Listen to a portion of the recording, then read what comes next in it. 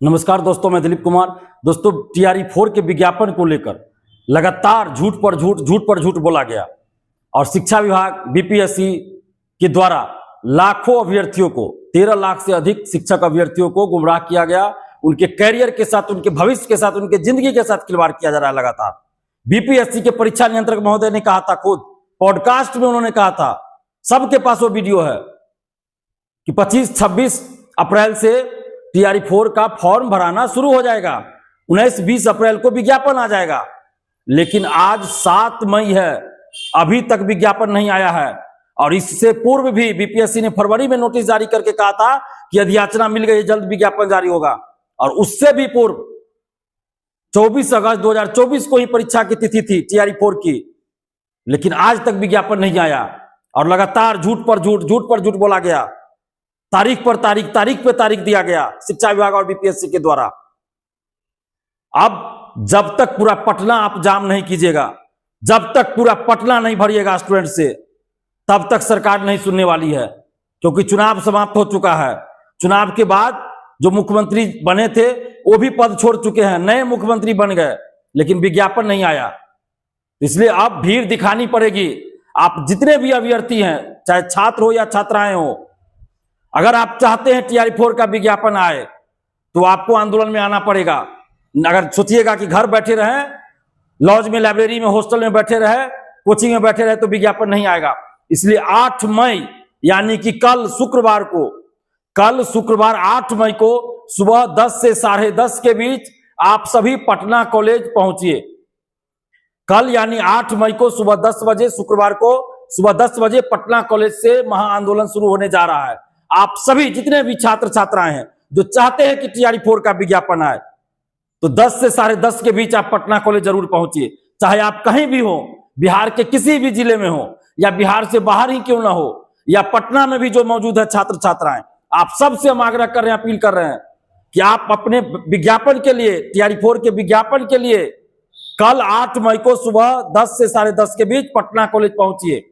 नहीं आइएगा, भीड़ नहीं दिखाइएगा, तो फिर सरकार विज्ञापन जारी नहीं करेगी। क्योंकि आप देख रहे हैं कि बार बार कुछ ना कुछ अरंगा लगाया जा रहा है।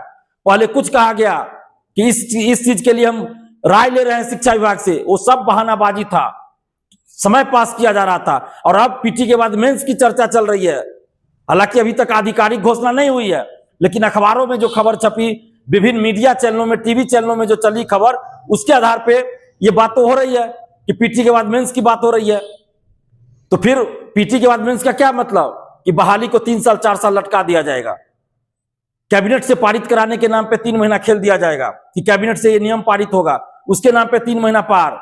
फिर कैबिनेट से आएगा सामान्य प्रशासन विभाग, उसमें 2, 3, 4, 5 महीना पार। फिर वहां से शिक्षा विभाग जाएगा, उसमें 4-5 महीना पार। यानी कि 2 साल आपका वैकेंसी ऐसे ही गायब कर दिया जाएगा, सिर्फ पीटी और मेंस के नाम पर। तो इसलिए आप सभी आइए, और हम लोगों की ये मांग है कि टीआरई 4 का विज्ञापन जल्द जारी हो। चूंकि अधियाचना बीपीएससी के पास आ चुकी थी फरवरी में ही, 11 फरवरी से पहले अधियाचना आ चुकी है। इसलिए टीआरई 4 का विज्ञापन जैसे पहले था उसी अनुसार परीक्षा भी होनी चाहिए। टीआरई 4 का विज्ञापन जल्द जारी हो, और परीक्षा जैसे टीआरई 3 की हुई, टीआरई 2 की हुई, टीआरई 1 की हुई, उसी तरफ टीआरई 4 की भी परीक्षा, एक ही परीक्षा हो टीआरई 4 के लिए, एक ही परीक्षा हो टीआरई 4 के लिए। और पीटी के बाद मेंस लेना है, जो भी करना हो, जो भी प्रयोग करना हो, वो टीआरई 5 से आप कीजिए। उसकी सूचना आप पहले दे दीजिए, उसकी सूचना आप 1 साल पहले दे दीजिए। और टीआरई 5 से जो एक्सपेरिमेंट करना है, जो प्रयोग करना है, टीआरई 5 से कीजिए।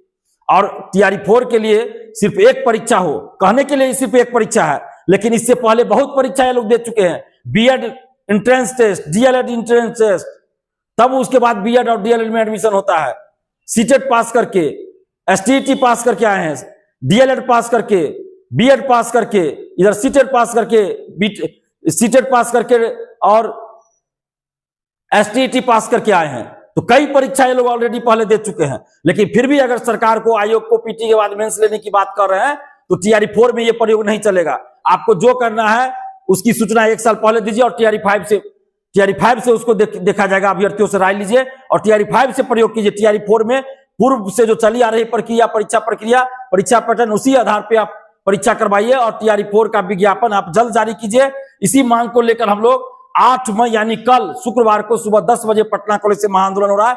तो आप जितने भी छात्र छात्राएं, आप सभी, चाहे लड़का हो या लड़की, आप कोचिंग, लाइब्रेरी, हॉस्टल, लॉज, घर मत बैठे रहिएगा। आप जहां भी है, बिहार के जिस जिला में है या पटना में भी है या बिहार से बाहर है, आप कल 8 मई को सुबह 10 से 10:30 के बीच पटना कॉलेज पहुंचिए। और जितने भी कोचिंग शिक्षक हैं जो TRE 4 से संबंधित कोचिंग चलाते हैं, एस्टेट से संबंधित चलाते हैं, सीटेट से संबंधित चलाते हैं, यानी शिक्षक भर्ती से संबंधित जो भी कोचिंग चलाते हैं, पूरे देश भर के कोचिंग संचालकों से और पटना के कोचिंग संचालकों से, बिहार के सभी कोचिंग संचालकों से अपील करते हैं कि कल आप कोचिंग दिन भर बंद रखिए। उसकी घोषणा आप ये कर दीजिए, अभी कर दीजिए। और हम लोगों के आंदोलन में छात्र और छात्राएं आते हैं, और छात्र और छात्राओं को आंदोलन में आना है, क्योंकि कोचिंग शिक्षक आंदोलन में आएंगे तो सरकार को एक बहाना मिल जाएगा कि ये कोचिंग शिक्षक वाले आंदोलन करा रहे हैं, अपना कोर्स बेचने के लिए, कोचिंग चलाने के लिए आंदोलन कर रहे हैं, और आंदोलन को सरकार बदनाम कर देगी और अभ्यर्थियों की बात नहीं सुनेगी। जैसा कि अब 17वीं BPSC री एग्जाम आंदोलन में देखिए, पिछले साल SSC रेलवे एग्जाम में दिल्ली में देख लीजिए। तो इसलिए हम लोगों को कोई कोचिंग शिक्षक से कोई मतलब ऐसा नहीं है, कोचिंग शिक्षक आएंगे तो हमको कोई दिक्कत नहीं है, लेकिन सरकार को एक मौका मिल जाएगा कहने का कि ये कोचिंग शिक्षक आंदोलन करवा रहे हैं। अगर कोई नेता आते हैं तो सरकार यही कहेगी कि विपक्ष के लोग आंदोलन करवा रहे हैं। तो इसलिए हम लोग छात्र आंदोलन का मतलब सिर्फ छात्र आंदोलन, सिर्फ छात्र और छात्राएं उसमें शामिल हो। तो जितने भी आप छात्र छात्राएं हैं, अभ्यर्थी हैं TRE 4 के, आप सभी से आग्रह कर रहे हैं कि कल 8 मई शुक्रवार को सुबह 10 से 10:30 के बीच पटना कॉलेज आप सभी पहुंचिए। धन्यवाद, जय हिंद।